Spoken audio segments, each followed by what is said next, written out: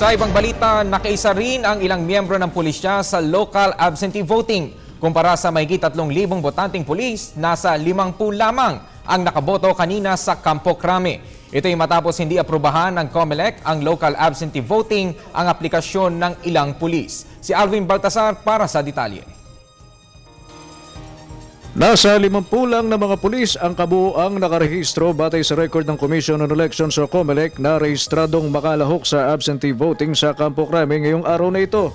Ito ay lubhang katiting sa 3,000 na botanteng mga pulis na naaprubahan ng COMELEC nationwide upang makaboto sa pamamagitan ng absentee voting.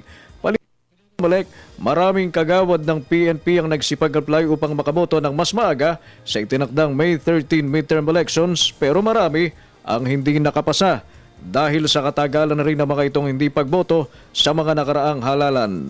Maraming hindi na-approve yung kanilang application to vote this day.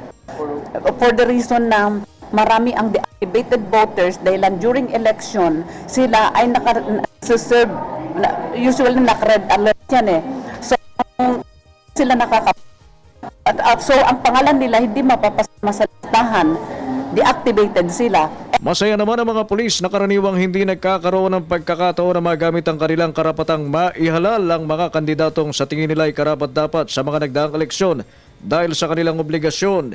Ito na anya ang kanilang oportunidad upang makalahok sa anila ay hatol ng bayan na hindi nila magawa sa mga nakaraan.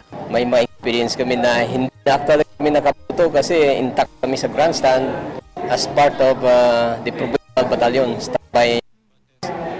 Kaya ito ng tamang pagkakataon para ma-express namin yung aming siyempre gustong ibutong mga politiko.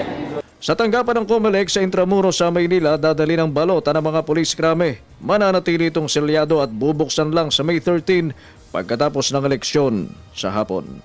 Para sa Telebisyon ng Bayan, Alvin Baltasar.